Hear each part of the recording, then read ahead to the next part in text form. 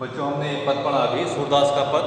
अब इससे संबंधित प्रश्नों का भी अध्ययन करेंगे कि इसमें हम क्या प्रश्न बना सकते हैं और जो है क्या उत्तर दे सकते हैं। तो सबसे पहले तो प्रश्न ये बनेगा कि जो है पहला प्रश्न जैसे कवि तथा कविता का नाम। कवि तथा कविता, कवि कौन है? सूरदास, क्योंकि सूरदास के पद हैं।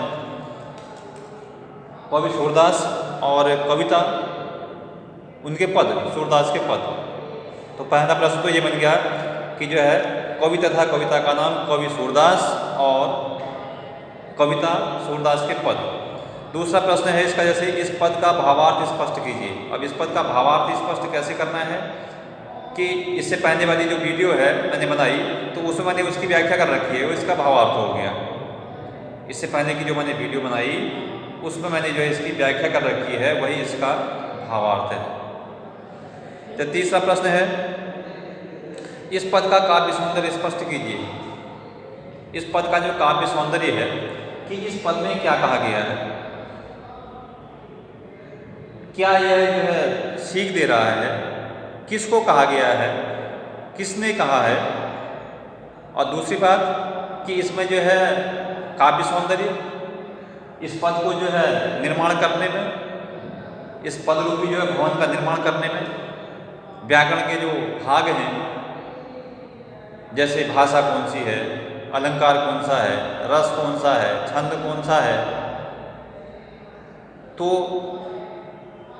इसकी हम चर्चा करेंगे। तो इसमें क्या बताया गया है,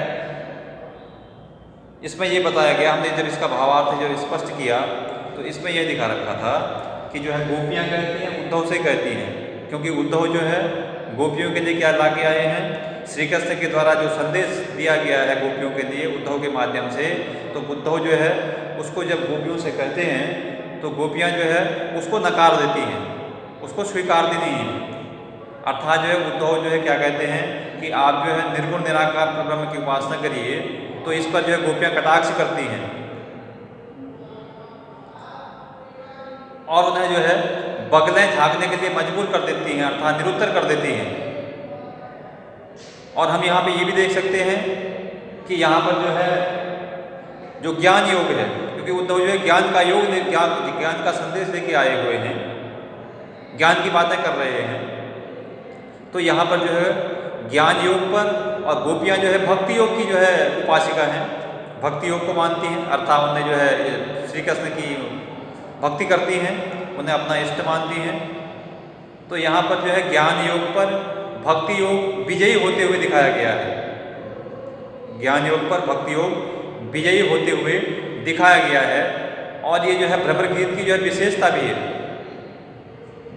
कि कैसे जो है गोपियाँ जो है उद्धव को उनके जो है जो ज्ञान का योग है उसके उत्तर में भक्ति योग की जो है पताका फहरा देती हैं, उनको निरुत्तर कर देती हैं। और इसमें भाषा देखेंगे तो भाषा ये जो है सूरदास जी की ब्रज भाषा है, सूरदास जी की इसमें क्या है ब्रज भाषा है। और इसमें जो है हारिल एक पक्षी है, यहाँ जो है हारिल पक्षी की श्री कृष्ण की तुलना जो है यहाँ हारिल पक्षी से की गई है कि हारिल पक्षी की जो विशेषता है कि वह जो है लकड़ी का गुटका दबाए रहता है पंजों में और उसको छोड़ता नहीं है। तो वैसे ही जो है गोपियाँ कहती हैं कि जो श्री कृष्ण हमारे जो है हारिल की पक्षी के लकड़ी के समान हैं। तो यहाँ जो है तुलना की गई है कि हम जो है श्री कृष्ण को इतना चाहते हैं, हम श्री कृष्ण को इतना प्रेम करते हैं, वो हमारे इष्ट देव हैं, आराध्य हैं। और इसमें अगला प्रश्न जैसे बनेगा, अब इसमें अलंकार, अलंकार की बात कर लेते हैं। तो अलंकार जो है अनुप्रास अलंकार, अनुप्रास अलंकार तो बहुत कई जगह होता है, क्योंकि अनुप्रास अलंकार में जो है क्या होता है अक्षर की आवृत्ति होती है, जैसे हो, तो अनुप्रास अलंकार है। और दूसरा उपमा अलंकार है। उपमा अलंकार, उपमा अलंकार में क्या होता है, उपमा अलंकार में जो है किसी प्रसिद्ध वस्तु की जो है तुलना की जाती है। उपमेय, उपमा, साधारण धर्मवाचक शब्द ये इसके प्रतीक होते हैं। तो यहाँ भी जो है जो हारित पक्षी है उससे जो है श्री कृष्ण की तुलना की गई है। और उसके बाद अगला प्रश्न देखेंगे। और रस यहाँ पे जो है कौन सा है? रस वियोग रस है, क्योंकि श्री कृष्ण है नहीं और श्री कृष्ण के वियोग में जो है गोपियाँ जो है व्याकुल हैं। तो जो है यहाँ क्या हो गया आपका वियोग रस, श्रृंगार रस का जो है वियोग पक्ष है। अगला है जैसे इसमें छंद। अब छंद इसमें क्या है? गेय है, क्योंकि इसको हम गा के भी जो है अच्छे जो है सुर लय ताल में इसको हम गा सकते हैं, जिससे जो है हम गाएंगे हमें भी आनंद मिलेगा और जो सुनेगा उसको भी जो है रस की अनुभूति होगी। अर्थात जो है गेयता का गुण है इसमें।